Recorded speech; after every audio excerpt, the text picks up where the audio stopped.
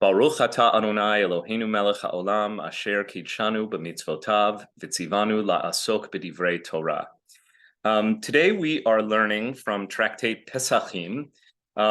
It is in Seder Moed.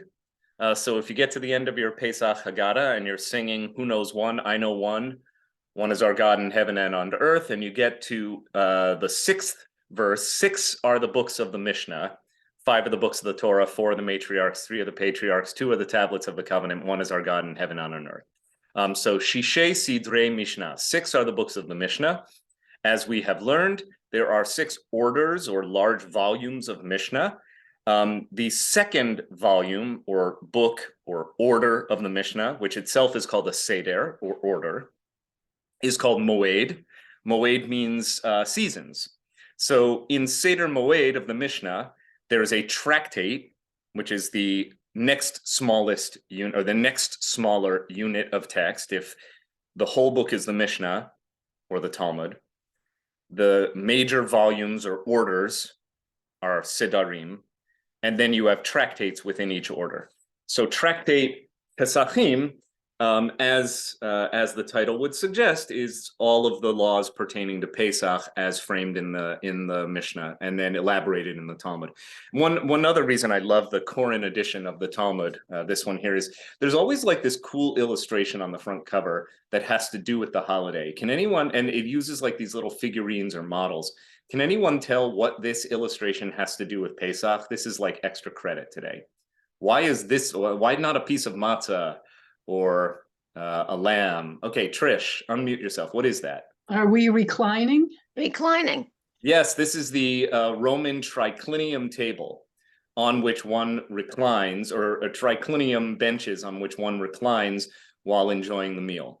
Exactly right. So kind of an obscure little thing, but it makes for a cool cover illustration. And we're going to be learning in Pesachim Daf 114a in the middle of the page, actually toward the end of the page. And we're just going to go sequentially. I may reserve the right to skip a little bit because I want to see if we can cover a number of different subjects.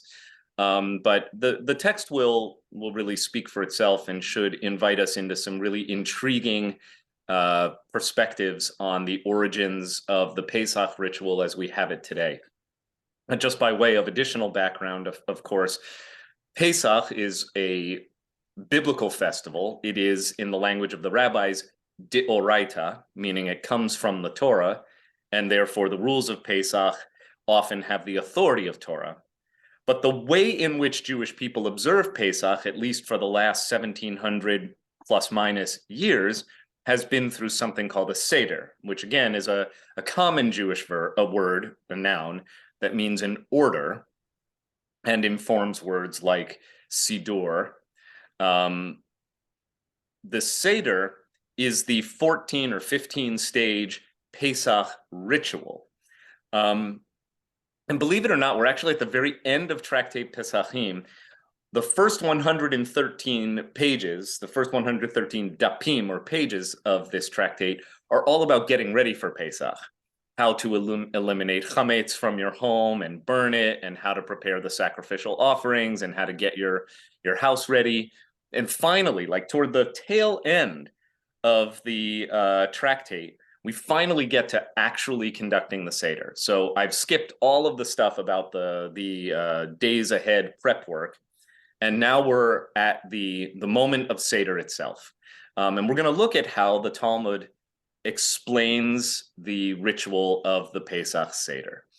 So I'm going to bring up on screen the segment or the sugya with which we begin today. So we're looking now from the middle of Pesachim 114a. As you can see, here's the indicator of where we are. And we'll just do a little bit in Hebrew because this is Mishnah. Remember that the source material for Talmud is the Mishnah. So the Talmud includes the Mishnah and elaborates on it. So we're actually looking at Mishnah Pesachim first. Mishnah, and you can see anytime you have this large bold-faced word matni, which means it was taught in the Mishnah, but it's just the Aramaic word for the Mishnah. Mishnah being one of the many Jewish words that means teaching. So matani, mazgu lo kos rishon. And again, don't get confused here. The plain print that I'm hovering my cursor over is not actually written. It's the Steinsaltz interpolation, which is both translation and commentary built in. So mazgu is an interesting verb. It actually means to mix. So it doesn't actually say they poured the wine of the first cup. It says mazgulo kos rishon. So a kos is a cup. Rishon, some of you may know, coming from the word rosh and linked to the word bereshi, means the first. Mazgulo kos rishon. Literally, they mix for him a first cup. In ancient times, wine was stored in concentrated form in jugs or barrels. And before it was served, it had to be mixed with water in order to reach the right strength and viscosity, I guess. So you don't want this muddy, heavily sedimented, thick, syrupy, alcoholic grape compound. You would mix it with water, and then you would produce your first cup of wine. That's ancient vintology for you. So they would, and who is the they? Probably the stewards or attendants. And who's the direct object, or I should say the indirect object of the sentence? Who's the him? Is the leader of the Seder, as it says here. So the attendants poured the wine of the first cup for the leader of the Seder. That's how this begins. But specifically, they mixed it. Beit Shammai omrim. Okay, we're in familiar territory for anyone who has studied Pirkei Avot with me. You know that many of the most famous debates in the Mishnah and in the Talmud are recorded between the house of Shammai and the house of Hillel. Not necessarily the individuals who were named Shammai and Hillel, but their school of thought and teaching, which were extant in the 1st century sometime BCE, before the Common Era. And that's why Shammai and Hillel don't wear the title rabbi. They are precursors to those teachers of the law and tradition who are called rabbi, but functionally they are of the rabbinic pedigree. So, Beit Shammai, meaning the house of Shammai, says, Mivarech al hayom, one blesses over the day, v'achar kach, and afterwards mivarech al hayayin, and then you bless over the wine. So, to make a kiddush, right? We do this all the time. We're going to make kiddush tomorrow night when Shabbat arrives. Kiddush is the Hebrew word that means sanctification. So to make a kiddush means that you are performing an act of sanctifying something, usually through words of blessing. Kiddush, in the Shabbat and holiday context, and honestly in any context, what are you sanctifying? You are always sanctifying time. Specifically, you are thanking God or praising God for the act of sanctifying time, right? So the part of the Friday night Kiddush that sanctifies the day is the part goes, Baruch atah Adonai Eloheinu melech haolam, asher kitshanu b'mitzvotav v'ratzavanu, v'shabbat kodsho b'ahava uvratzon hinchilanu.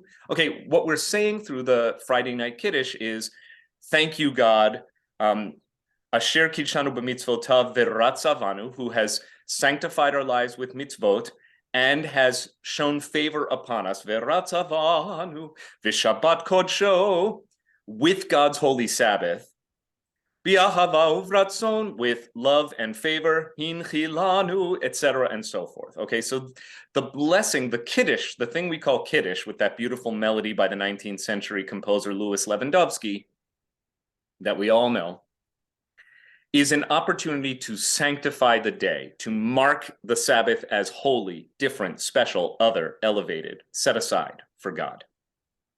So Shammai is talking about the order of events. He says you should sanctify the day first, and after that kiddush, then you bless over the wine, which is borei peri hagafen baruch, etc. The blessing over the wine.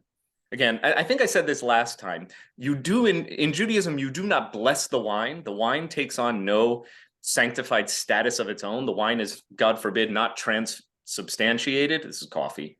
But rather you bless God for the fruit of the vine. It's a sacred form of saying thank you or giving praise to the Holy One. So Shammai is talking about the order of events. Do you say Borei Pri Hagafen first and then bless the day and bless God for the day, sanctify the day, or the other way around? He says you make Kiddush first, which is the part that I just sang, and then you say Borei Pri Hagafen. Now, show of hands, who thinks that's the way we do it? Right, nobody's raising their hand either because you're embarrassed, but more likely because you know we don't do it that way. One, you could have known that without even knowing the actual substance of the prayers, because you know from learning with me that Beit Shammai never prevails in a halachic debate. There are three exceptions to that rule, but effectively Shammai always loses. So let's take a look and see what his rival, of course, the great Hillel, has to say. Okay, v'achar kach, and afterwards you bless over the wine, says Shammai. Uveit Hillel, and Beit Hillel, the house of Hillel, Omrim, says, mivarech al hayayin v'achar kach mivarech al hayom. You bless the wine, you bless over the wine first, you say Borei Pri Hagafen, and then you continue with the Kiddush. And we all know that's actually what we do. But the Mishnah is very good about giving you the premise without giving you the deep discussion of why. So we continue. Now we're in the Gemara. And this is just the abbreviated form, this little asterisk, not asterisk, sorry, this little apostrophe, which in Hebrew is called a chupchik. Chupchik is the Hebrew word for an apostrophe. It just means a doodad, a thingamabob, a whatchamacallit, a who's it. That thingy is just abbreviating the word Gemara. Gemara, which is the Talmudic exposition on the Mishnah. Okay, let's see what the Gemara says. We're going to do this in English. The sages taught in the Tosefta, Tanu Rabbanan just means that we have another source that is contemporaneous with the Mishnah, but not actually in the Mishnah proper. So the sages taught in the Tosefta, this addition, Tosefta means additional, so the additional Mishnaic era sources. These are the matters of dispute between Beit Shammai and Beit Hillel with regard to the halachot of a meal. So the Gemara says, what Beit Shammai and Beit Hillel are doing here, just for context, is they are debating the specific halachot or Jewish laws pertaining to a meal, in this case, the festive meal for Pesach, the Seder meal. Beit Shammai say, and it's plural, right? Beit Shammai is an academy, so that's why it is the collective say. Beit Shammai say, when reciting Kiddush over wine, one recites a blessing over the sanctification of the day, and thereafter recites a blessing over the wine. And here's his logic. Because the day causes the wine to come before the meal. I'd like to unpack that, because the day causes the wine to come before the meal. Can anyone just explain what he's getting at?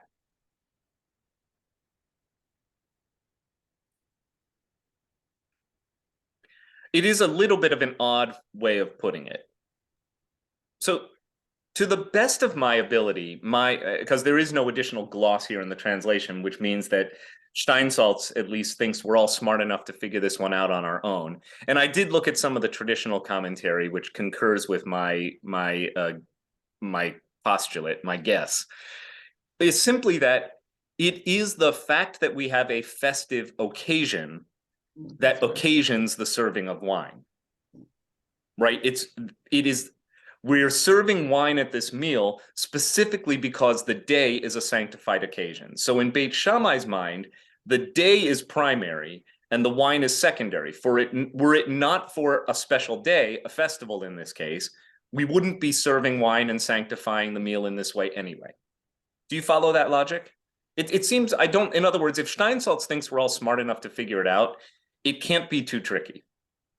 It has to be fairly self-evident. That's my kind of Occam's razor argument here. Occam's razor is kind of the postulate that in determining the cause of a phenomenon, generally in science, the simplest explanation is most often the best. Arlene, do you want to chime in here by unmuting yourself, please?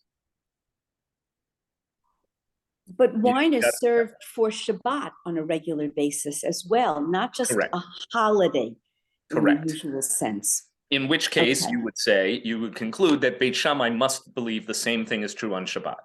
That you would say the blessing, the Kiddush blessing over the day first, and then Borei Pri Hagafen, and then you sip the wine. Fine. Yeah, Okay. exactly right. Because Shabbat is also a sanctified occasion. And Right. we're going to get into the difference between Shabbat and Pesach actually momentarily. So looking back now at our discussion here. So that's the first reason Shammai gives for why he argues in favor of saying Kiddush first and then Borei Pri Hagafen. And I know that when we casually use the word Kiddush, Kiddush, it often in our minds includes Borei Pri Hagafen, because when you do a Friday night Kiddush, that's the first line of the Kiddush. Right. And sometimes we even, parenthesis, inaccurately say, let's make the short Kiddush. And then we just say Borei Pri Hagafen. The problem with that, the inaccuracy there is that Borei Pri Hagafen is not a Kiddush at all. You're not sanctifying anything through Borei Pri Hagafen. You are simply saying, thank you, God, who creates the fruit of the vine. The next paragraphs are actually the Kiddush because you are making a Kiddush. You are sanctifying time. Do you understand the difference? It may not be, you may have lived your entire life being very conversant with this part of the Jewish tradition in terms of practice, but not actually understand the difference between a Borei Pri Hagafen and a Kiddush. Okay. Because colloquially we use Kiddush to mean both blessings together. But apparently in antiquity, there wasn't always a fixedness around the order of the two. Okay, so Shammai gives an additional reason here. Beit Shammai offer an additional reason. Do you see where I'm reading? The day has already been sanctified and the wine has not yet come.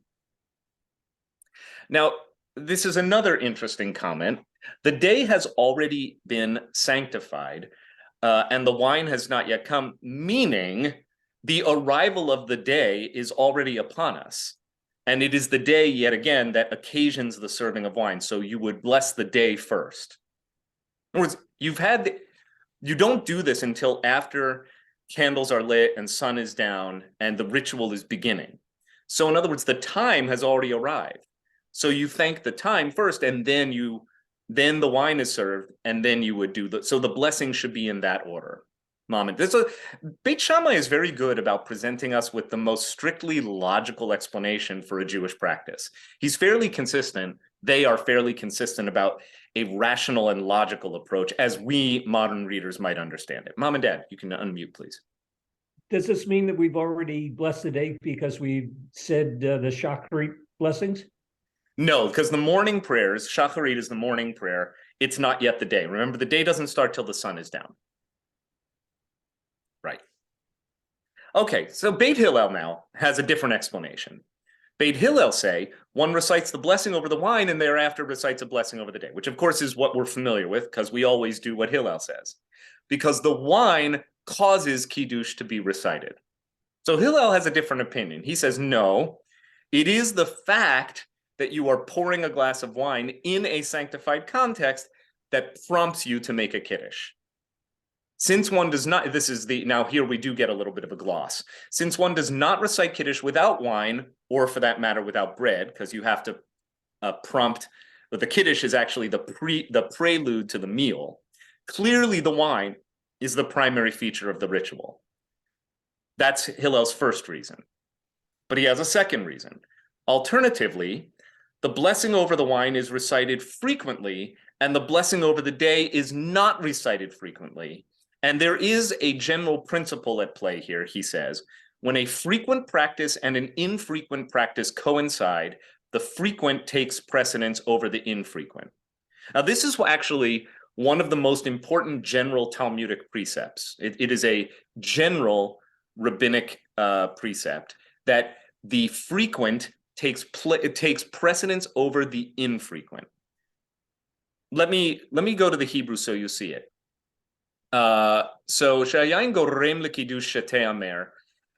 So it is the wine that causes the Kiddush to be recited. Davar acher, meaning a different explanation. Birkat hayayin, the blessing over the wine, tidira, is a regular thing. In other words, every time you drink the fruit of the vine, you're supposed to say Borei Pri Hagafen. Uvirkat hayom, but the blessing over a sanctified day happens only when there's a special day, Shabbat or festival. Eina tadira. In other words, the blessing over the day is not a regular thing. Tadir v'she'eno tadir. If you have something that is regular and something that is not regular, that's what these Hebrew words mean. Tadir v'she'eno tadir, tadir kodem. These 5 words are very important in all of rabbinic law. When you have something that is regular and something that is not regular happening at the same time, tadir kodem. The regular thing always comes first. And this, by the way, informs a whole bunch of Jewish thought about ritual matters, such as which is more important, the Sabbath or Pesach? Now, let's say it is the Shabbat of Pesach week, right? Which gets acknowledged first? Always the Shabbat. The regular, and that's why we actually say Shabbat is the most important holiday of the year, because it is regular. You might think, oh, Pesach is special, it is irregular. Therefore, we should give Pesach the prime place in the way we ritualize our behaviors around Pesach. Actually, something comes first. The regular behavior takes precedence. And then finally it says, V'hilchta k'divrei Beit Hillel. The halacha, hilchata, in Aramaic, the hilchata follows the words of Beit Hillel. The halacha goes according to Hillel. You knew that already. And by the way, the Talmud's going to acknowledge that you knew that already. Alan. Well, you read my mind. When you walked into a shul on Rosh Hashanah, which happens to be on a Shabbos, your greeting is Good Shabbos, Good Yontif. Perfect. Not Good Perfect. Yontif, Good Shabbos. Exactly. Good Shabbos, Good Yontif. The regular takes precedence over the irregular in Jewish practice. Awesome. Trish. Doesn't the motzi happen after the Kiddush, though? Correct. And that's also regular. I mean, that's Now you're thinking like a rabbi. I don't have an answer for that, but that's really good. Well done. Yeah. Yeah, as with anything, we make these broad general proclamations and then we find some smarter person who can actually challenge all of them. But that's very Talmudic of you, Trish. So, okay. Let's look on a little bit further and see where this goes, because, by the way, I'm warning you, like we're not reading like deep theological stuff, except it is for the Jewish people. This stuff really matters. The order in which you say blessings, and this is, I told you this week would be a digression into Pesach territory. So we're really reading halachic material this week, and this gives you a wonderful window into the granularity with which the Talmud treats its subjects. Okay. And the halakha goes in accordance with the statement of Beit Hillel as it says here in the English. Now, let's read on. The Gemara then says, "My davar acher." Literally, what is alternatively, but a better translation is, why do we need a second explanation? Right? And as they say here, why did Beit Hillel cite an additional reason? Was it not enough for Beit Hillel simply to say, the wine is actually the prompt to make the Kiddush, so you say Brei Pri Hagafen first, and then you make Kiddush? Why does he have to add in this principle of also the regular takes precedence over the irregular in Judaism? The Gemara explains, and if you were to say that Beit Shammai are citing 2 reasons, and here Beit Hillel offers only 1, therefore Beit Hillel says there are 2 reasons here too. In other words, Beit Shammai gave us 2 reasons, so Beit Hillel needs 2 as a fair counterpoint. That's all. Beit Hillel said there are 2 reasons here too. When a frequent practice and an infrequent practice coincide, the frequent takes precedence over the infrequent practice, just repeating the second reason, the alternate explanation for why Brei Pri Hagafen comes before Mikadesh HaShabbat or Mikadesh Yom Tov. Moving on. And the halakha is in accordance with the statement of Beit Hillel. I told you, now we know that. Why do we know that the halakha goes according to Beit Hillel? Somebody give me, there are several possible correct answers to that question, by the way, but why, how do you know that the halakha of making Kiddush follows what Beit Hillel recommends, which is, or not recommends, but mandates? You make the blessing over the wine first, and then you bless the day. Bless God for the day. How do you know that Beit Hillel prevails? That's the Judy. way we do it. That's Yeah, the way. great. Exactly. Thank you. Right? Because that's what Jewish people do. Right? So we know one from experience, and there's a second reason you know this. And I already told you today, by the way. What's the other reason you know that the halakha follows the house of Hillel? It always does. Right. The second reason is because the halakha always follows the house of Hillel. Right? So why does the Gemara care to take this up in greater detail? Let's find out. Audrey. Unmute. That's what I'm doing. Well, this isn't exactly very erudite, but we have an organization called Hillel, and we don't have one called Shammai. I say that all the time. Oh, you do? How do you know that Hillel wins? Because Hillel gets his name on the college campuses. Yeah. Right? You're not going to say, hey, Jake, do you want to have Shabbos dinner? All the girls are coming to the Shammai house. Right? That's not how. Exactly right. Okay, good. No, that is. Who cares if it's not erudite? It's true. Okay, reading on. So here we have. So the Gemara wants to tackle this though, and the halakha is in accordance with the statement of Beit Hillel. It is obvious that this is so, right? The Gemara is asking the implied question. If we already know that the halakha follows Hillel for the two reasons that Judy cited, and plus the one Audrey cited, right? One, it's what Jewish people do, and we know that. It's lived. Two, Hillel always wins. And three, that's why Hillel ends up on the college campuses. Then why do we need the Gemara to tell us that the halakha goes according to Hillel here? Isn't this obvious? Do you say? I want you to get a real, just deep feel for the way the Talmud talks and the rabbis think. You might say they are overthinking things, and I would say that's right. Oh yes, we eat a Hillel sandwich during Pesach, not a Shammai sandwich. Shammai sandwich has chopped liver on it as well. No, I don't know. You know why? By the way, why you never put the charoset, the charosis on a plate next to the chopped liver at a Seder? Because you might get charosis of the liver. Sorry. Oh, it's going to be a long Pesach, my friends. Okay, here we go. Come on, Markowitz, you loved that. All right, here we go. All right, isn't it obvious that this is so? Pshita is, I love this word in Talmudic discourse. Pshita means it's obvious. From pashut, the Hebrew word that means simple. Of course. Pshita. Dehanafak bat kol, for there was a divine voice that went forward. Think way back to January when we began our introduction to Talmud this winter. It was the very first text we studied. It was the story of the oven of Achnai and the debate over whether this particular configuration of an oven was kosher or not kosher, depending on when it was disassembled and reassembled. Do you remember that? The most important thing from that passage is that it prompts a huge debate in the academy. And a bat kol, a heavenly voice, comes out to side with, in this case, Rabbi Eliezer. But a bat kol is a kind of like a deus ex machina. That's an anachronism because that comes, I think, from 18th century theater. But deus ex machina is a term that means in any kind of story or narrative, when God literally it means God out of the machine. And it would be like there's this improbable, miraculous way of resolving the conflict on stage, right? So a bat kol is the original Talmudic deus ex machina. God literally intercedes to provide a firm answer to an irresolvable debate.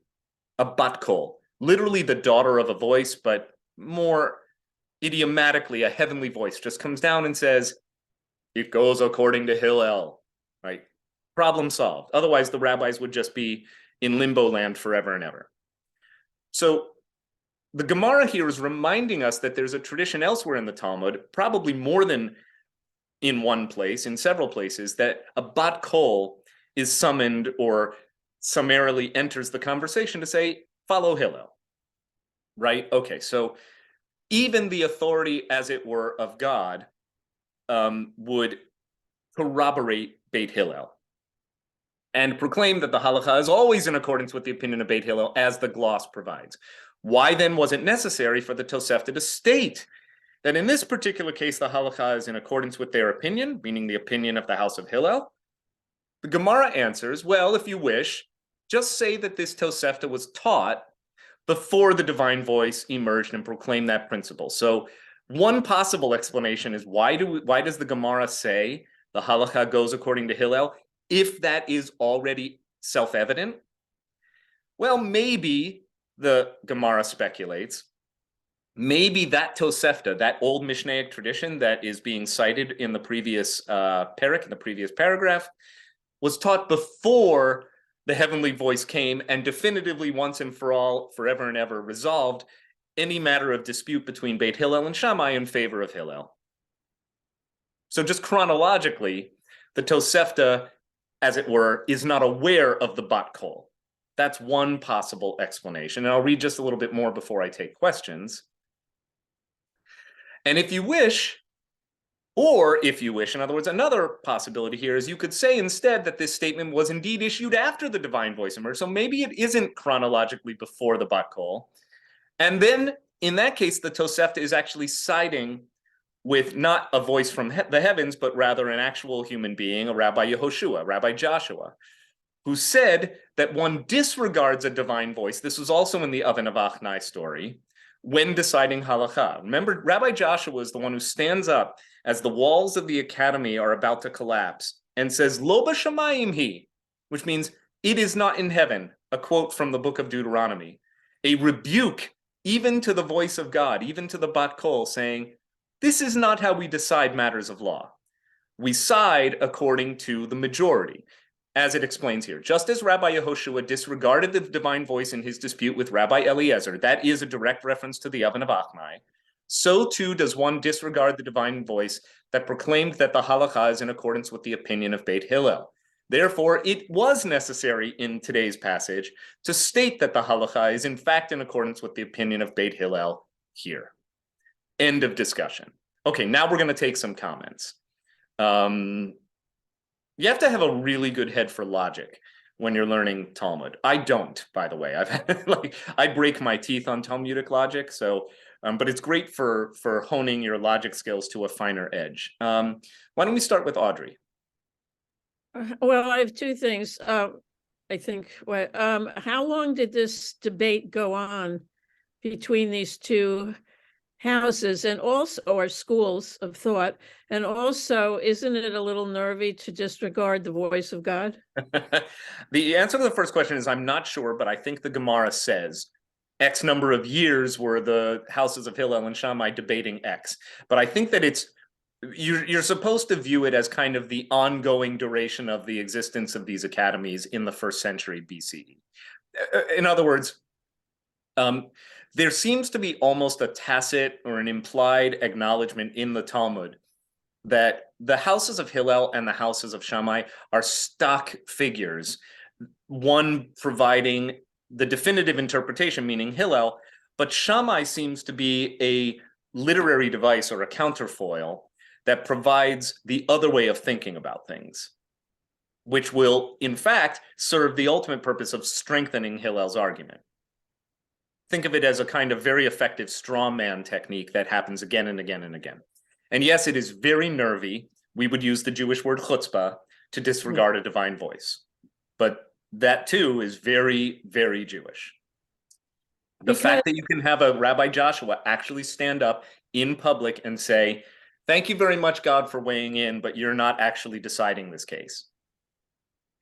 But I also, I mean, this whole debate, you're not going to like this, but whatever. It makes me think about all these Haredi in Israel who just want to do this kind of stuff. I mean, it's not going to... I appreciate that comment very much. It's not going to change their lives, really. And they're causing probably or close to a civil war. Yeah, I mean, I'll resist the urge to continue to go into the politics of it all right now, but I actually... What's hit me? I believe that Haredi Judaism, in most parts of the Haredi world today, I'll leave open the possibility that this is that I'm stereotyping here and want to leave open the possibility that there are exceptions to this general rule. But I believe that Haredi Judaism contravenes the spirit of the Talmud. Now, that's fine, because even they might acknowledge, well, thank you, the Talmud doesn't get the last word in Judaism. We are not people of the Talmud as much as we are people of the Shulchan Aruch, which is a code of law, which says this is what it is forever and ever and ever. If you're interested in these general subjects, by the way, about what is the force of law in Jewish tradition today, and what does it mean for us as non-Orthodox Jews, that will be the subject of my remarks tomorrow night from the Bima. So it's very timely that we would address this. Okay, any other questions just on the Mishnah and the Gemara here? It's actually not a very complicated Mishnah Gemara. It's fairly compact and elegant. And by the way, we've only decided one thing. You pour a cup of wine and you say Berei Pri Hagafen, and then you sanctify the day. Can we please get on with the Seder? And remember, if you know the stages of the Seder, you know that the first one, does anyone know the first of the steps of the Seder in either Hebrew or English? Set the table. Kadesh. Kadesh, right. Well, yeah, set the table, correct. And you have to prepare your Seder plate, which we're going to look at in a minute. So I want that page handy. And then you have to find chametz and okay, but as it says here, the Seder begins, showtime. This is a very fun Haggadah. I highly recommend. I'm really enjoying it. Okay, so this is the table of the stages of the Seder, right? And there's even like a little a Mizrahi, Iraqi Jewish melody that is sung to memorize the stages of the Seder. Kadesh Urchatz, Karpas Yachatz, Magid Rachatza, Motzi Matzah, Maror Korech, Shulchan Orech, Safun Barech Halel Nirtza. Those are the stages of the Seder. The very first one being Kadesh. And as you can see, it says here, the blessing over the first cup of wine. That's the first official stage of the Seder. You make Kiddush first. Judy. We do this tonight at the Women's Seder. We sing this. Perfect. And then we go on. Yeah, there are different melodies, by the way. I love it. Yeah, so it's a mnemonic, right? And so much of the Seder, as we might have time to get to today, is designed specifically so that kids will participate. Oh. So and that is actually rabbinic law or rabbinic precept, that the Seder should be oriented so that kids pay attention. That, like, if the kids aren't paying attention, then you're not working hard enough to make your Seder fun and engaging. The rabbis would stand by that premise, and let's see further. Okay, so Kadesh, we're at stage one of the Seder. Let's move on. Mishnah. Okay, the next stage that we're going to talk about is the appetizers, the official appetizers. Now, so matani, right? We're back at the Mishnah. Heviu lefanav, they bring before him. So the premise here is that you've got this Roman-style triclinium table with people reclining on those cool benches that we saw as on the cover here, these cool leaning benches, right? There you go. And people are lying back and having a good time in the style of Roman lords and ladies, where the entertainment would take place in the middle of the room and you could all lean back and enjoy and watch. But of course, there's something more than just luxury that's at play here. And you have the leader, probably in the center, and you have the servers who now heviu lefanav, they bring, it doesn't even say what they bring before him. They bring him stuff. The noun vegetables is implied. If there were no other vegetables already on the table, because you can start your Seder with crudité and other things for people to munch on, by the way. That's perfectly acceptable. And so the first thing, now, and again, you'll notice that there are some things missing. We don't have a ritual hand washing that's being described next. Kadesh urchatz. First thing you do is wash the hands. Harpas is next, right? The green herb. But in this case, we're actually already on to something known as chazeret. So it says, heviu lefanav, they bring some vegetables to the leader. Mitabel bachazeret ad shemagia leparperet hapat. It's a very tricky phrase. It says, they bring him the stuff, and you dip the chazeret, and it presumably into, it says water or vinegar, to taste some food before he reaches, I don't like this phrase, the dessert of the bread. It literally means the condiment for the bread, which is the bitter herb, which is going to be eaten after the matzah. All right, so there's this custom of taking something called chazeret. And this provides a lot of confusion for modern day Jews who aren't always familiar. I'm going to show you on the little, this is very fun because of what it says here. So this is your Seder table. This is your Seder plate, right? So this is, of course, your karpas, your green herb. Sorry, it's not full color. But this is like parsley, right?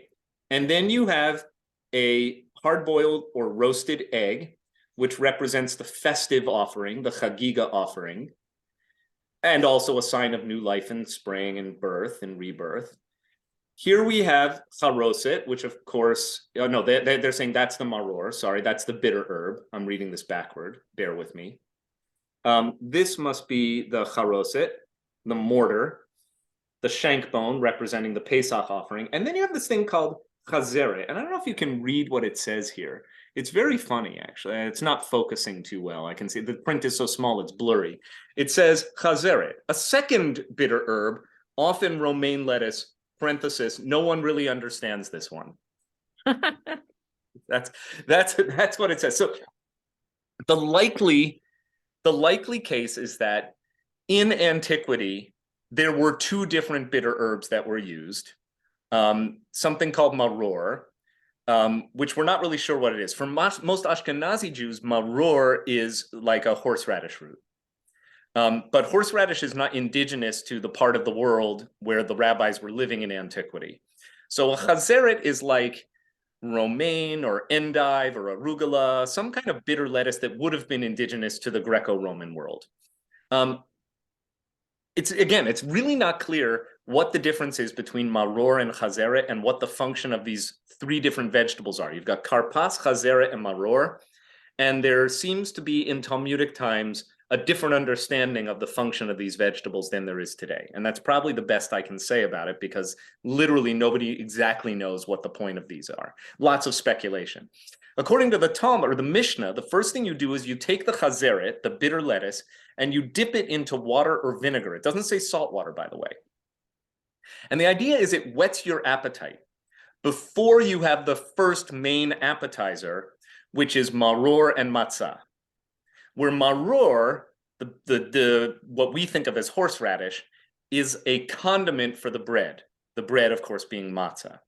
Then they would bring before him matzah and chazeret, but it doesn't actually say that. It says, let's see, lifanav matzah, no, it does say that, sorry, lifanav matzah, sorry, heviu lifanav, they would bring before the Seder leader matzah, which we know, chazeret, this bitter lettuce, vicharoset, the sweet stuff representing the mortar, ushnei tavshilin, and at least two dishes that are cooked. A tavshilin is like some kind of real food. Af al pi, even though she'ein charoset mitzvah, even though eating charoset is not a mitzvah. And as it says here in plain print, but merely a custom. Right, you probably know this from Seder practice. There's no blessing over the charoset, whereas there is a blessing over al achilat maror. God commands us in the eating of maror, and al achilat matzah, the time of motzi, you say two blessings. You say a blessing over the eating of maror, which says we are commanded to eat maror, and you say a blessing over matzah, both motzi and al achilat matzah. It is a commandment to eat matzah, but there is no equivalent commandment to eat charoset. Rabbi Eliezer ben Sadok, now switching to the English, says actually it is a mitzvah to eat charoset. And in the period when the temple stood and they offered the paschal lamb, they brought before him, meaning the Seder, so he's adding another custom. I don't think this is Eliezer ben Sadok anymore. I think he gets the one comment and then we're back to just the voice of the anonymous voice of the Mishnah. And in the period when the temple stood, you would actually bring to the table the paschal lamb. All right, so this is ancient Seder custom according to the Mishnah. This is the oldest layer of Jewish practice. You have all of these appetizers that are brought to the table. You take the chazeret, the bitter lettuce, you dip it, and that happens before you have your bread with the condiment, which is maror. Then they would bring matzah, chazeret, and charoset, and 2 cooked dishes in honor of the festival. And even you do this even though charoset is not a commanded food, but Rabbi Eliezer ben Sadok says it is a commanded food. And by the way, they would also bring the Paschal lamb. That's what the Mishnah says.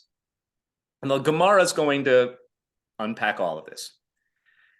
Reish Lakish starts with a fascinating statement. He says, Amar Reish Lakish, Zot omeret, this is to say, mitzvot srichot kavona, which is a strange vocalization of the word kavana. A mitzvot, another really important rabbinic idea here. Mitzvot srichot kavana. To do a mitzvah requires intent. 1, what do you think that means? And question number 2, how does Reish Lakish, writing hundreds of years after the Mishnah, derive that from what came before, from the Mishnah that we just studied? Where do you get in that Mishnah that a mitzvah requires intent? That is a strange, it feels to me like a non sequitur, and then we unpack it and maybe not. Your thoughts go here. Audrey? Nope, no comment? You were just unmuted, that's all. Okay. Sorry. Yeah, Alan. Well, the intent is you want to abide by the mitzvot, but for whatever reason, you can't. So you don't do it, but your intention is to do it. So your head's in the right place. You just can't, you're just not fulfilling it. Great. Other thoughts? So I'm going to read from the sidebar commentary in this edition of Gemara. This is also Steinsaltz. Mitzvot require intent. The debate as to whether or not mitzvot must be performed with intent, meaning that you mean to do it, that you're thinking about doing it, appears in several places in the Talmud.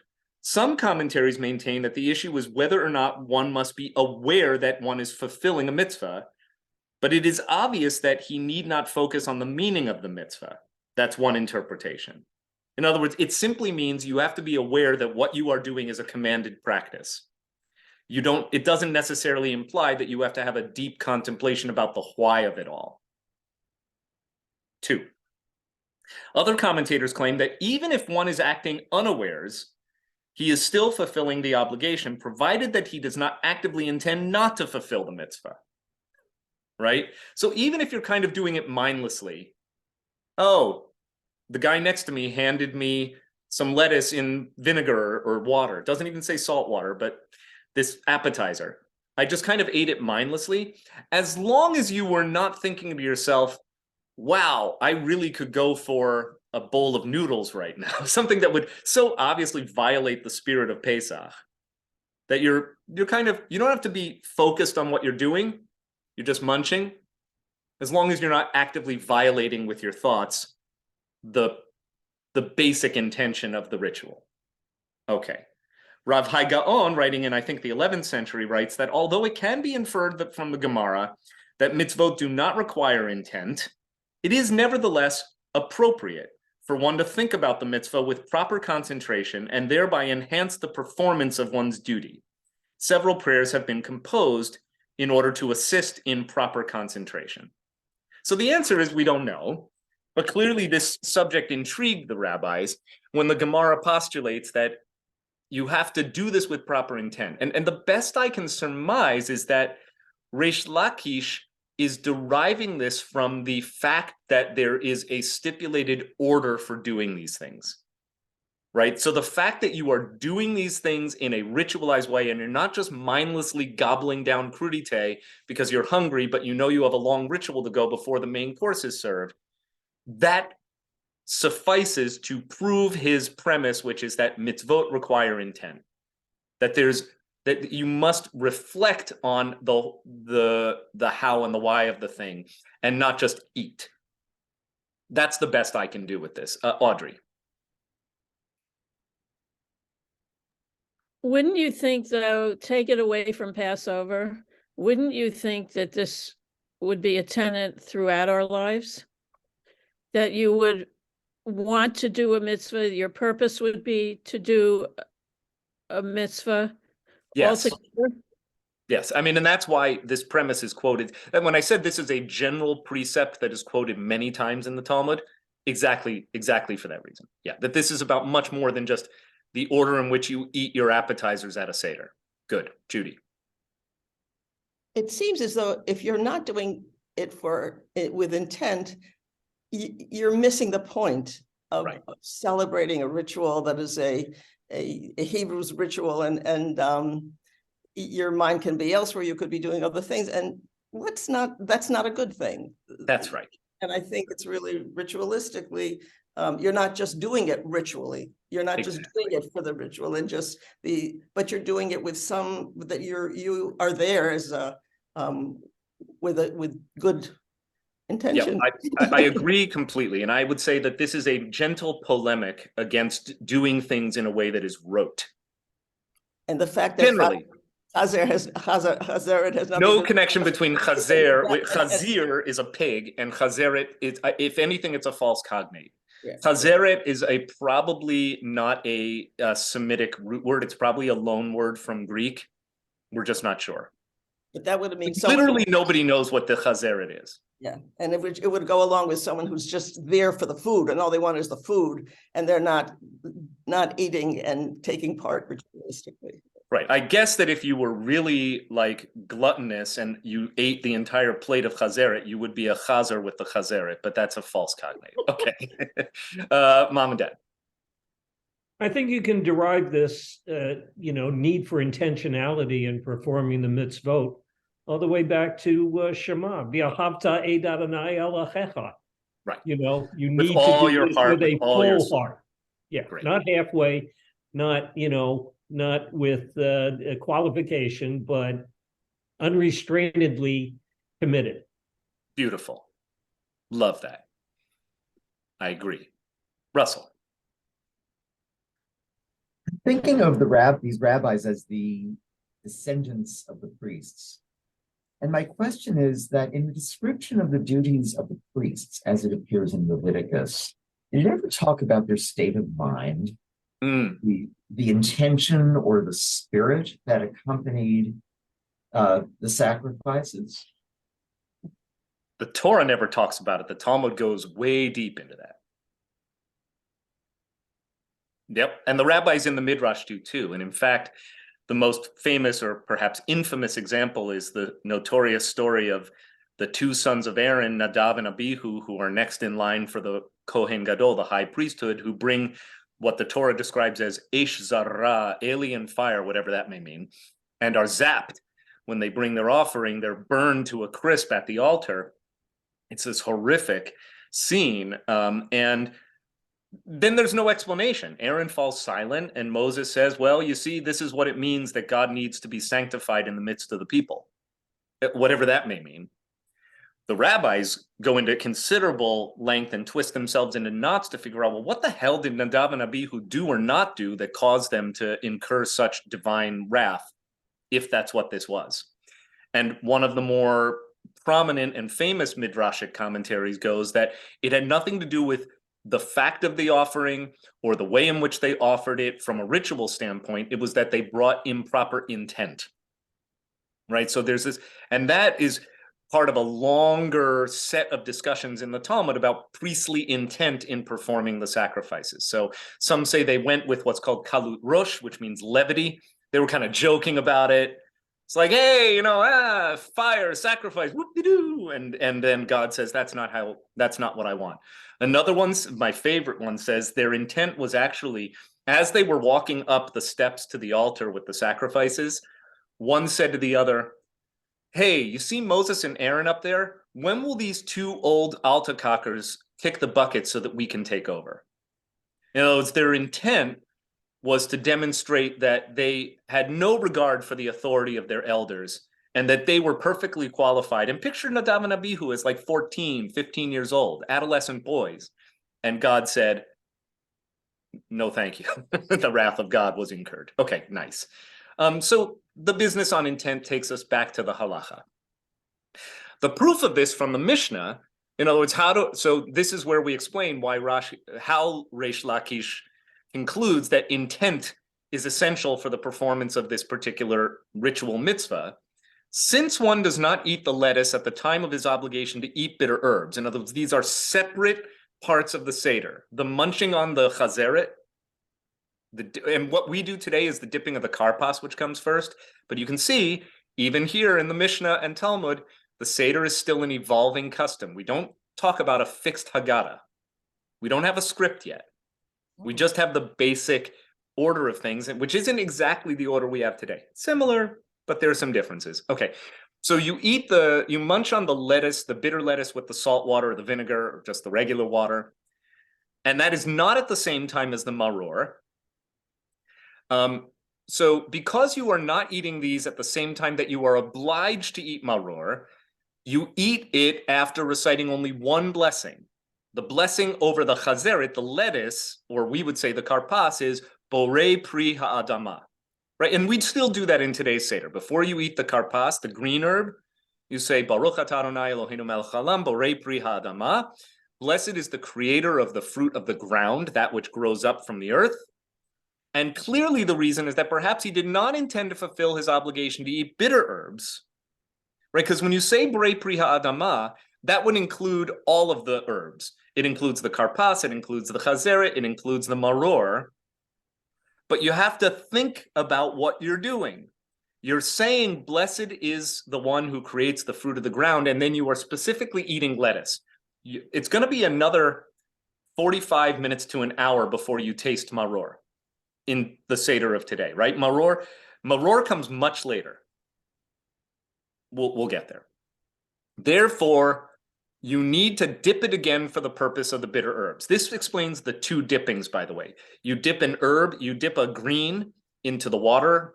And by the way, Iraqi Jews still use vinegar or lemon juice, water with lemon in it. So salt water is the Ashkenazi custom, but it is not halachically required. So you dip it for the purpose of the bitter herb. For if it could enter your mind that mitzvot do not require intent, then why do you need two dippings? But he has already dipped the lettuce once. And what they're saying here is that, and I'll read it from the sidebar because it's a little bit confusing.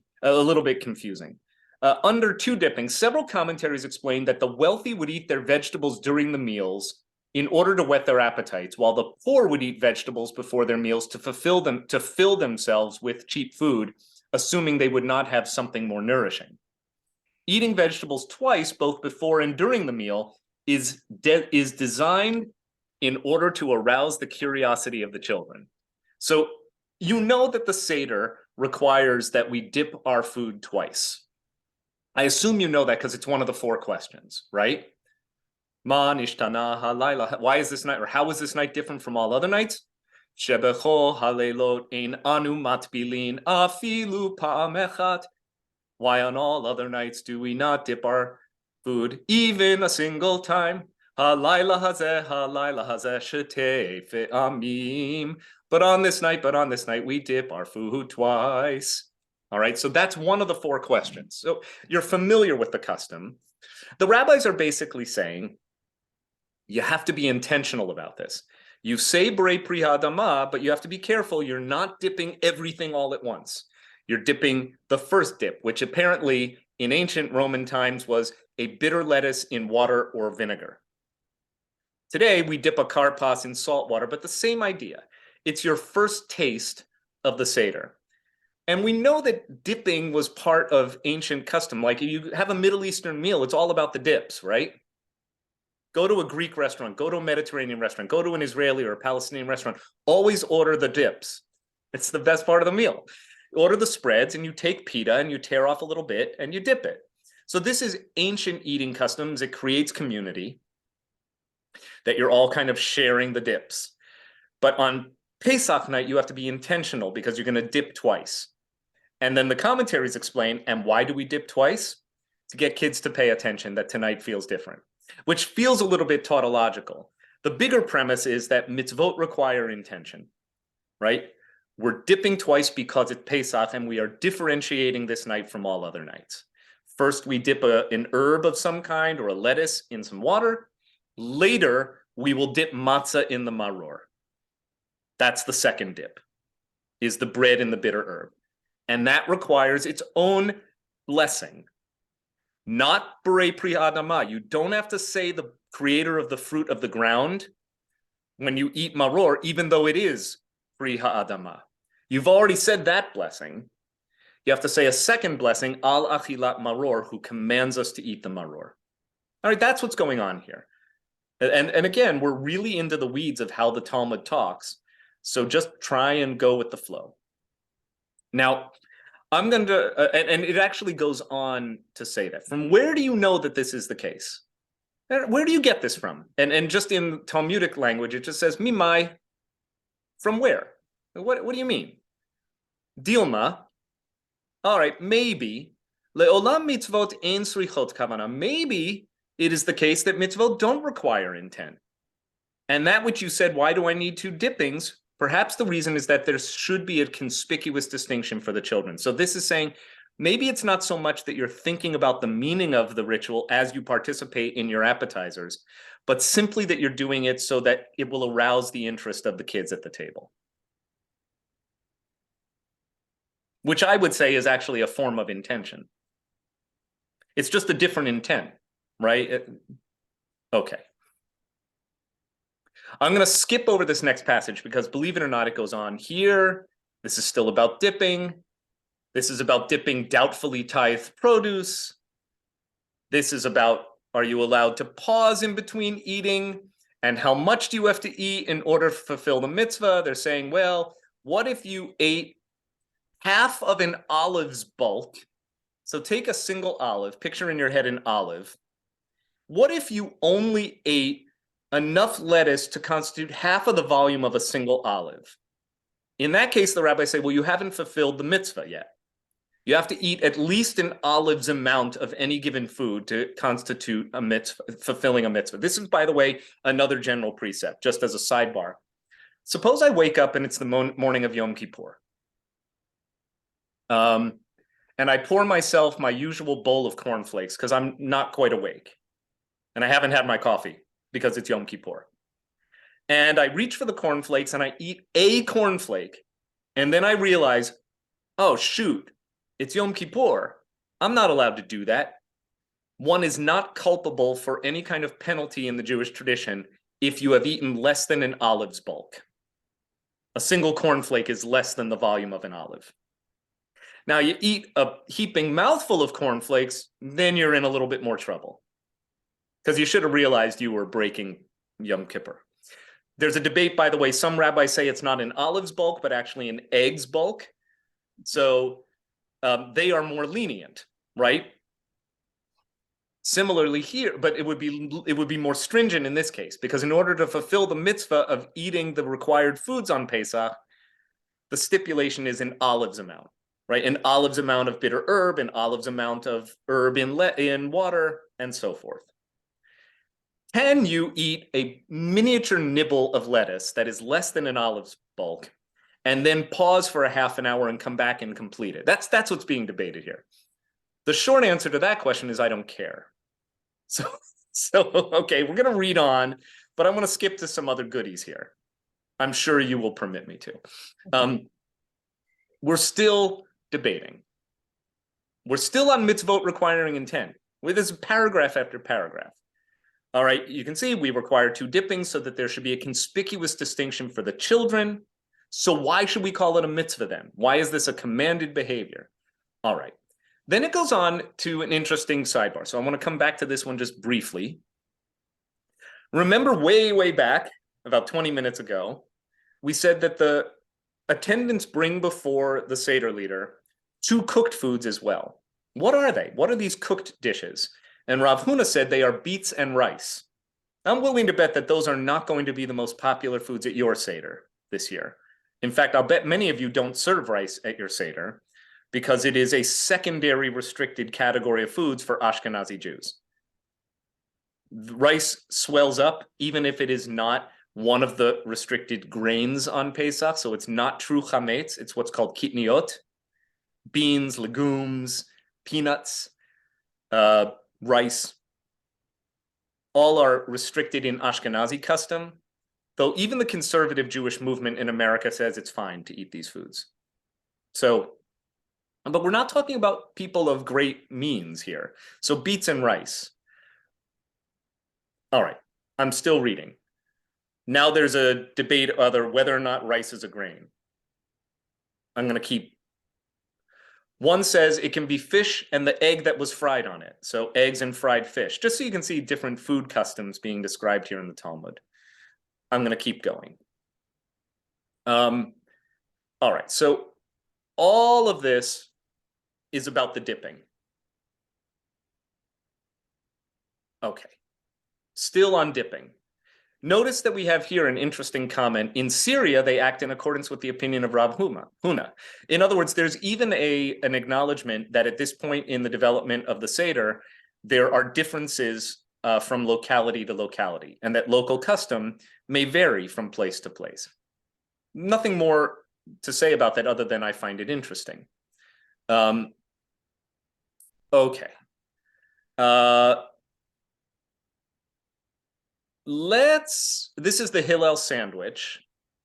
I think we're going to skip that. It's incredible how much material there is here. This is about eating matzah and bitter herbs together. Here's what I'd like to do. I want to skip all the way. These are about all the foods. This is about washing the hands. Still on dipping your foods.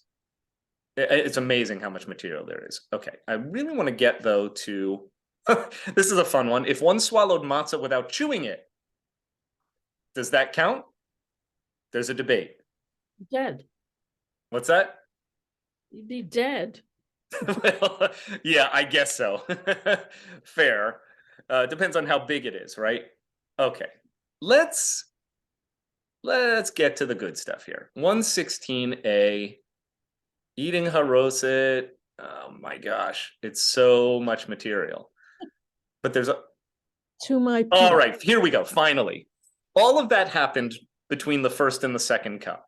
It's just the pouring of the cup and the appetizers. Now we're at another Mishnah. Matani. Mazgulo kosheni. So you pour the second cup of wine, or you mix the wine, the second cup. V'chan, and here, haben shoel aviv. The son asks the father. The child asks the parent. It doesn't even say what he asks. It just said he asks. V'im ein da'at baben aviv melamedo. And if the son is not aware of what to ask, or here it says the son does not have the intelligence, but I think it's not about whether you're smart or dumb. It is, are you aware of what the questions are, right? So do you know what you're supposed to ask? Then it is the obligation of the father to teach the child. All right, so we're at the part of the Seder now where we're going to have the story. But you notice that the premise is not, here's the story you have to tell. The core precept is, you must ask a question. And if you don't know the question, it is the obligation of the father to teach the son the question. And now we're going to get to the actual questions, as the Mishnah stipulates. And I'll read in the Hebrew. Ma nishtana halayla hazeh mikol halaylot. Why is this night different from all other nights? A better translation, actually, it's that it's not a question at all. How different tonight is from all other nights. Ma nishtana doesn't mean why is this night different? It means how different this night is. It's an exclamation. And then what follows are the four questions. All right. Shebechol halaylot anu ochlin chametzu matzah, halayla hazeh kulo matzah. You're looking at the original source for this material, my friends. It's right here in the Talmud. On all other nights, we eat both leavened and unleavened bread. Halayla hazeh kulo matzah. Tonight, it's all matzah. Shebechol halaylot anu ochlin she'ar yirakot. On all other nights, we eat all kinds of vegetables. Halayla hazeh maror. But tonight, specifically, we eat maror. Bitter herb. Shebechol halaylot anu ochlim basar tzali shaluk umivushal halayla hazeh kulot tzali. Oh, you don't know that one. Like, wait a minute, what's Blake saying here? That's not one of the 4 questions. But in the Talmud, it is. On all other nights, we eat either roasted, stewed, or cooked meat, but on this night, all the meat is the roasted meat of the Paschal lamb. Now, of all the things that Ashkenazi Jews don't serve for Pesach, lamb is the number 1 food that we do not serve on Pesach. Sephardic Jews, Middle Eastern Jews, do serve lamb on Pesach. So why? What's the argument? The argument in favor of eating lamb is obvious, because the Torah tells us the main meat dish is a lamb. But Ashkenazi Jews don't do that. So why did the custom develop not to eat lamb on the holiday when the Torah says eat lamb? Trish. Well, I'm assuming it's because that's what Christians eat for Easter. I mean, and Christ is the Paschal Lamb in their in their world. So it's too close for comfort. That is entirely possible, but it's not the reason the Talmud itself will give. Oh, okay. Or the rabbis will give. But it's entirely possible from a sociological, anthropological standpoint. I'm buying it. But it's not the reason that the tradition gives. The tradition says, now that the temple has been destroyed and there is no more Paschal sacrifice among the Jewish people, among the Israelites, to eat the lamb would be a sign that the Messiah has already arrived and the temple is rebuilt and the sacrificial offerings have been reinstated. So long as that is not the case, we shouldn't indicate that it is the case. Which However, exactly supports Trish's contention of the link to Christ. Exactly right. That's right, because for Christians, Jesus is the Paschal Lamb, which is part of the Messiah role, right? He is the sacrificial offering. So yes, they are not mutually exclusive explanations. Well stated, Michelle. Okay, so let's go on and see further what our text teaches us about these questions. So it's interesting, in Mishnaic times, in the early rabbinic period, you would eat the Paschal lamb. This taboo against eating the lamb has not yet arisen. On all other nights, shebachol halilot anu matbilin pa'am achat, halayla hazeh shetei fa'amim. Similar to what we say. We put it in the double negative, but on all of the nights we dip once, on this night twice, or as it interpolates, on all other nights we dip the vegetables in a liquid during the meal only once. However, on this night we dip twice. Okay. Ulefi da'ato shel ben aviv milamado. How do you teach a child to ask the questions? According to the awareness and the ability of the child. Again, I don't like intelligence. I know that that is one customary translation. It doesn't work for me, and I don't think it's true to the spirit here. You teach a child according to what that child needs to know and is capable of learning. So if you're teaching your 3-year-old to read the 4 questions, it's probably just about repeat after me, sing this song. But if you have an 11-year-old who's already learned the words, it's much more about going deeper into that child's awareness and extracting meaning, getting the child to ask questions that are meaningful questions. So what we're really getting at here is the heart of the Seder ritual is an art of pedagogy, right? It's about getting kids to ask meaningful questions.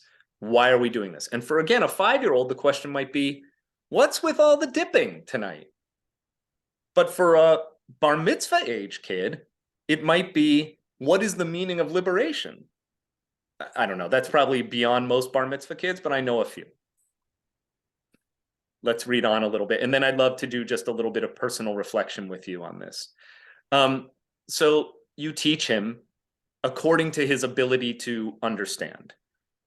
When teaching his son about the Exodus, he begins with the Jewish people's disgrace. So this is a very important phrase in Hebrew. Matchil bigenut u'misayem b'shevach. Another overarching precept about how we do Pesach.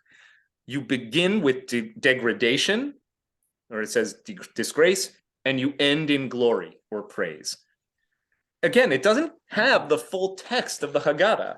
It simply says you have to tell a story, and the flow of the story, you start with degradation, and you end with praise to God. Any Haggadah, by the way, no matter how kooky and creative or Maxwell House traditional, is going to start with degradation and end with praise. V'doresh may, and you explain or you interpret or you expound, I like that word here, from the passage in the Torah, Arami Oved Avi. My father was a wandering Aramean. Where do you start the story of the Exodus? You might think that the story of the Exodus starts with we were slaves to Pharaoh in Egypt. That is not where we start. According to the rabbis of the Talmud, the story begins with my father was a wandering Aramean, which is part of the declaration that the Jews or the Israelites are commanded to recite in front of the high priest when we arrive in the promised land. You present a basket of your choice vegetables and fruits, and you say, my father was a wandering Aramean. He came down to this land in meager numbers and there became a great and prosperous nation. The Egyptians imposed on us hard labor and mortar and brick, but with a mighty hand and an outstretched arm, we went forth with You know the story, but it is interesting to have the rabbis insist that the story of the Pesach begins generations and generations before we actually were even in Egypt. We were a people, then we were enslaved, then we went free. With great deliverance, with signs and wonders. Let's finish this paragraph and then we can talk a little bit. And the declaration one recites, presenting his first fruits at the temple, as I just said, until he concludes explaining the entire section. So you have to go through this whole thing, but it is meant to be in extemporaneous exposition on the story of the Jewish people from our earliest generations to when we went free.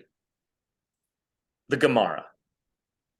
The sages taught, if the son is wise, chacham beno, if the son is a chacham, shoalo, and he knows how to inquire, then the son asks the question. So there needs to be no prompt.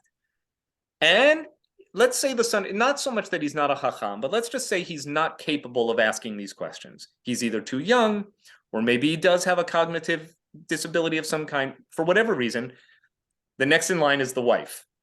And if his wife is not capable of asking, or if he has no wife, he asks himself. In other words, even if I'm having a Seder by myself and I know perfectly well all of the answers to all the questions, I still have to ask the questions. And even if two Torah scholars who know the halachot of Passover inside out, right, like the backs of their hands, if two wise, brilliant, learned sages are having a Pesach Seder together and there's no one else to ask the questions, they ask each other. And that's where I want to just kind of pause for a moment and invite you to reflect on, so what do you think the deeper meaning is here? What does this teach us about Pesach? What does this teach us about Seder specifically? And how might it shape what you do at your Seders this year? Russell, take it away, please. This may be a personal sentiment not shared by others, but I don't come to our faith for the answers, I come for the questions. And it is the process of asking the right questions that I think leads us to find our purpose and to find a better life. Amen. Amen. I love that. Thank you for sharing that. Other things that are prompted by today's learning.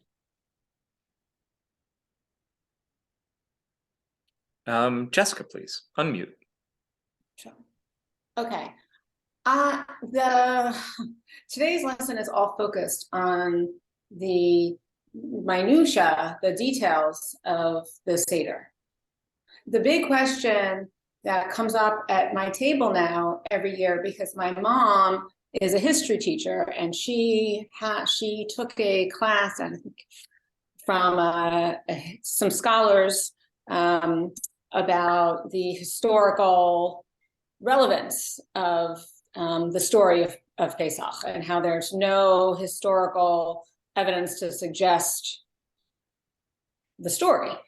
And so reconciling the detail that the Talmud pays to the ritual and what does it actually mean? It doesn't matter per se that it happened or it didn't happen, but what is the significance to which we have this ritual so detailed, laid out for us that we practice.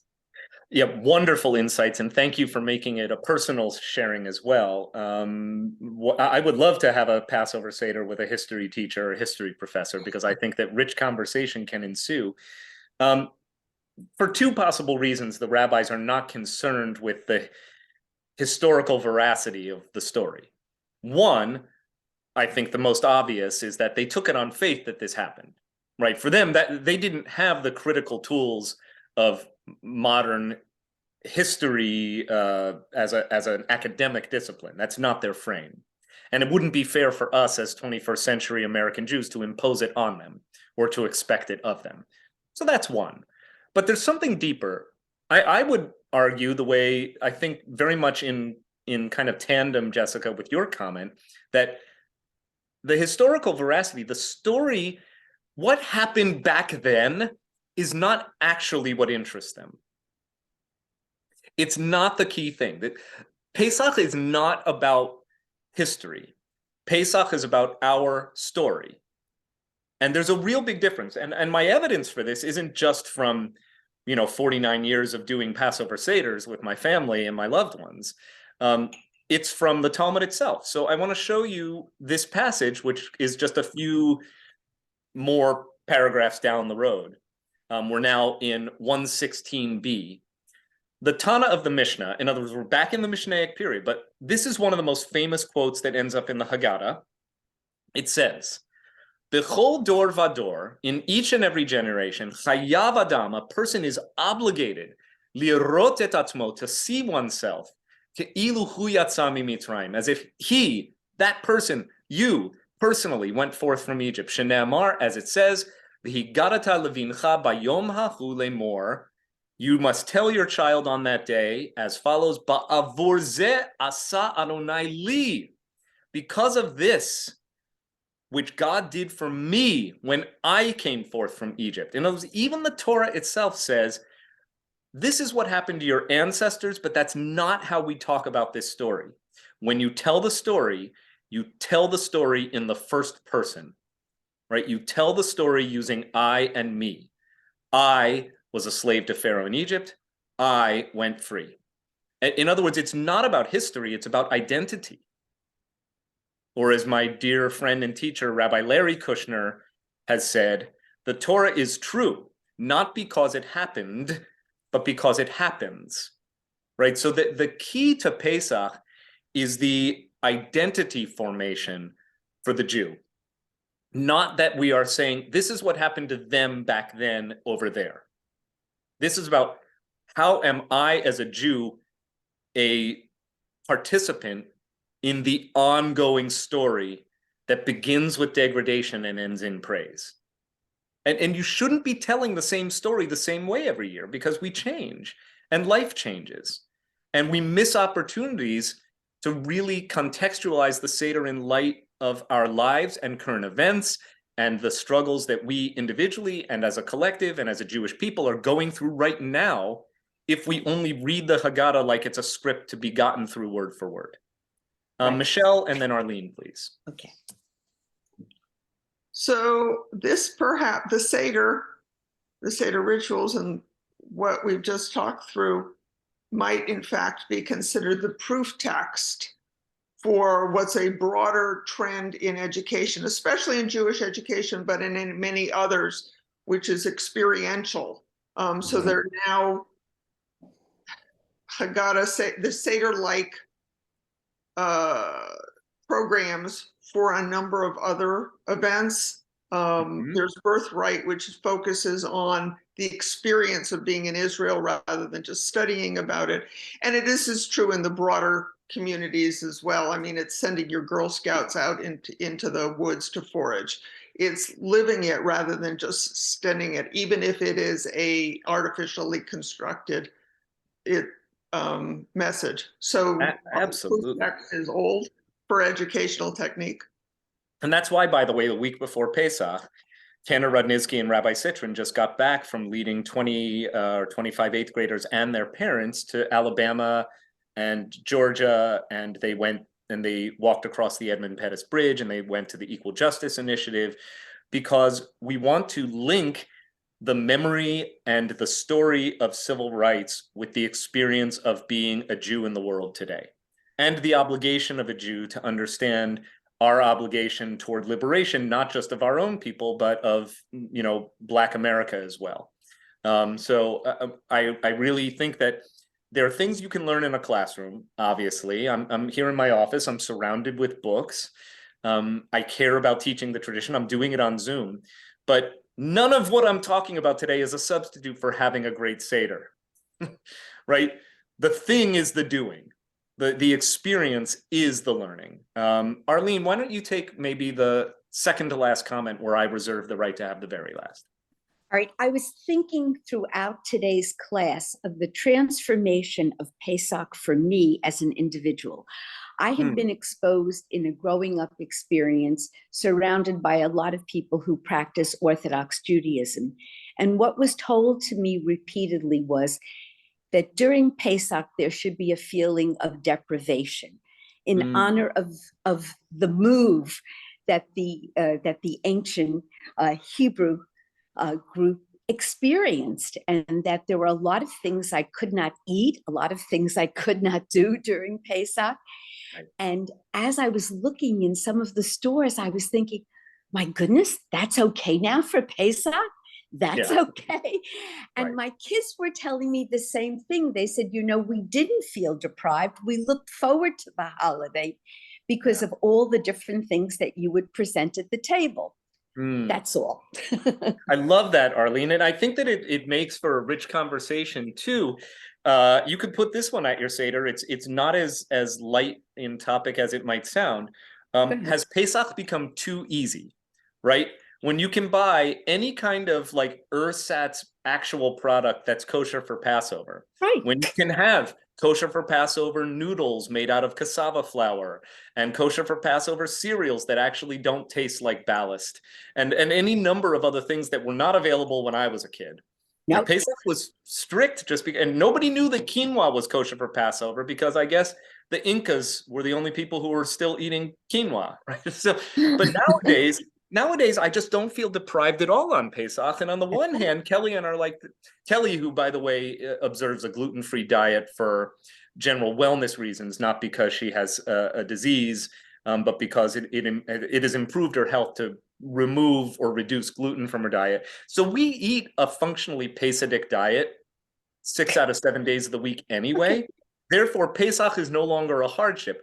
Well, great, except that what if Pesach is supposed to make you feel like things are different, which is where we began today, right? Yeah. This whole long debate, which we only scratched the surface about how many times you dip and what should you be thinking about when you're dipping and what's the intent of the act. And finally, the most vocal conclusion that the rabbis offer is that you're just doing it differently so the kids will pay attention. Right. But if Pesach isn't that different than any other day of the year, even if you are halachically, legally following Pesach to the letter, okay, I have this delicious dish, it's totally kosher for Passover, but is it in the spirit of Passover if it isn't hard? Right. I love that. I love that question. It's a great Seder table conversation. You can have it with kids and adults of all ages. Joe. 3 parts. I hope I remember it. It's day 7, carpus, dipping, just going back. There were so many paragraphs we skipped over related to dipping. Yes. I'm not so interested in the details and we don't have time here, but what is the reason for having so much to say about the dipping process? That's my first question. Yeah, that's a really good question. And the answer is not clear, except that ancient customs of eating presumably included dipping as a matter of course. And Pesach is differentiated because the dipping is stipulated as part of the ritual. That's the best I can do by summary. It's not that dipping was unusual. It's just that ritual dipping, more than once, by the way, 2 different kinds of dipping, differentiate the Pesach Seder from just having hummus and pita. Second question? Second thing on the salad, on the dipping. Yes. The items we use for dipping is some kind of lettuce or hadama or carpus in something familiar with and including vinegar. Yes. I'm just wondering if that is the beginning of our salad making. It is procedure. absolutely no. I don't even think it's a joke. Though you say it with a great sense of humor and levity, or a little lightness. Or I should just say that's a playful comment. But I think it is absolutely indicative of the fact that this is part of a Middle Eastern or a Greco-Roman tradition of salads. Absolutely, it's vegetables with dressing. Like, there you go. It's vegetables with dressing, and it's pita with hummus. And Matzah and maror is clearly, these are familiar customs of using condiments to flavor your foods in a way that is consistent with the ancient Mediterranean diet. I'm 100% persuaded of that. And on that note, I'm going to go have lunch. No. Lunch today, I'm having a salad. Last item. You mentioned 6 out of 7 days you were on this gluten-free diet. I'm curious about that 7th day. Yeah, the key is to make it really good. Like, I don't eat a lot of bread just because it's very filling, but then I don't always feel great after I eat a lot of bread. So, but I will indulge in a bagel on Sunday mornings usually. They're just, or a Saturday after a bar mitzvah. I usually have half a bagel. Sometimes if I'm feeling really indulgent, one night of the week, I'll have pizza. There you go. All right, my friends. Chag Sameach. Have a wonderful Women's Seder tonight. Have a wonderful Seder next week. We do not meet next Thursday.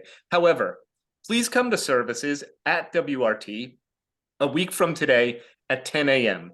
Rabbi Cantor Kleiman and I will be leading a Pesach morning service, and we're going to look a little bit more closely at some of these texts, by the way. So if you enjoyed this, I promise it won't be repetitive. It will merely be deepening. We're going to look at Tractate Pesachim in person at WRT as part of our Pesach festival morning worship. So I look forward to seeing you there. Chag Sameach, everyone. Bye. So good Shabbos. Shabbos as well. Yeah, and tomorrow night, Shabbat. Bye. Shabbat shalom. Shabbat shalom.